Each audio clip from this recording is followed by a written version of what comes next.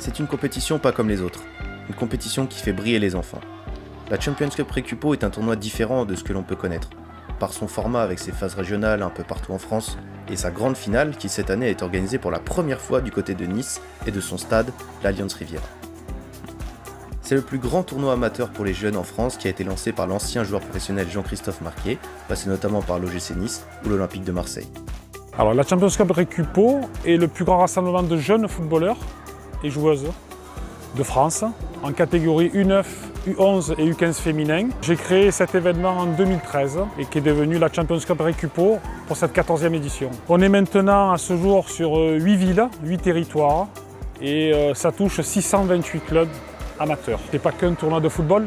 À la base, moi je m'étais déjà inscrit sur des générations précédentes et c'était au Vélodrome. Donc c'était cool. Mais pour une première édition à l'Alliance, pouvoir se qualifier avec des Niçois, c'était un rêve éveillé. Donc les petits, non, au top.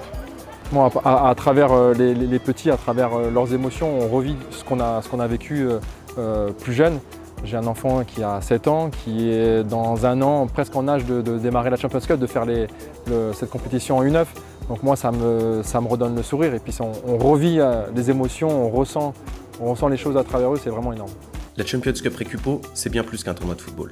La dimension sociale y est très importante et cette saison, à travers son partenaire principal qui a donné son nom à la compétition, les jeunes sont également sensibilisés sur la dimension environnementale.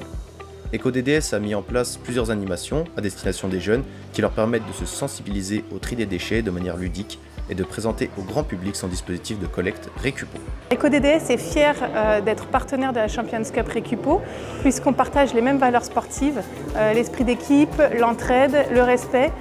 Et c'est important pour nous de toucher aussi la jeune génération au tri des déchets pour les sensibiliser, les éduquer. C'est un moment de partage aussi qu'on a avec eux alors qu'ils vivent une expérience inédite. Et donc c'est important aussi pour la mémorisation puisqu'ils vont vivre une expérience qu'ils n'oublieront jamais et on est directement aussi nous inclus dedans pour les sensibiliser au tri des déchets chimiques. Aujourd'hui, je pense qu'ils arrivent à terme où tout est bien ficelé, les parents sont rassurés, tout est pris en charge, donc féliciter aussi l'organisateur. De trouver de nouveaux partenaires, c'est important, comme il l'a fait. Et aujourd'hui, en plus de parler à ses enfants, qui est l'avenir quand même de notre pays, de parler d'être responsable. Et à travers cette Champions Cup, comme on a pu le voir, il y a une promenade où ces enfants peuvent voir exactement ce qu'il faut faire avec les déchets toxiques. Et pour cette édition, ce n'est pas la seule nouveauté. Pour les finales U11, des clubs professionnels ont été invités pour se mesurer aux meilleures formations amateurs françaises. Une initiative qui permet de créer des liens entre les clubs et une certaine synergie entre le monde professionnel et le monde amateur.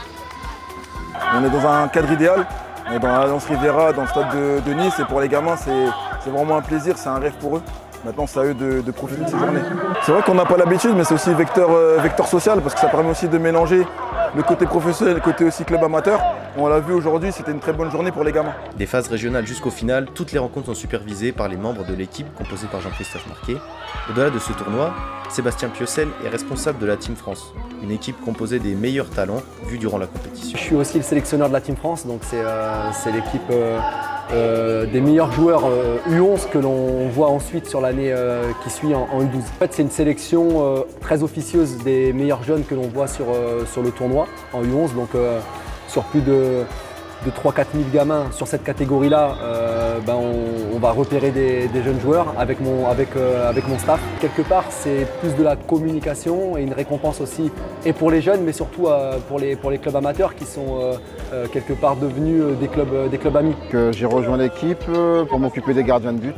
Et pour la petite histoire, j'ai ma fille aussi qui a participé au tournoi il y a 3 ans, donc j'ai vu des gardiens effectivement. Après, je suis tributaire des choix du président, donc on verra combien de gardiens me seront attribués pour le premier rassemblement du mois d'août ou septembre. Si elle n'a pas de dimension officielle, cette Team France permet tout de même à ces jeunes joueurs de profiter d'une expérience exceptionnelle.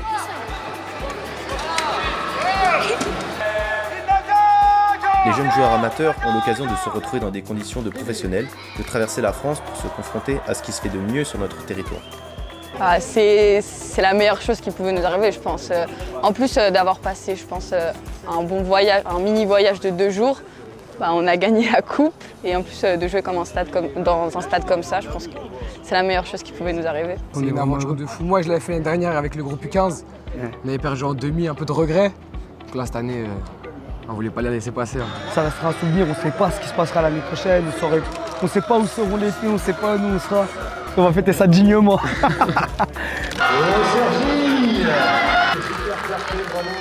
Et à la suite de ces finales, plusieurs récompenses individuelles et collectives sont remises, comme le prix du fair play, les meilleurs joueurs et joueuses, gardiens et gardiennes de chaque catégorie.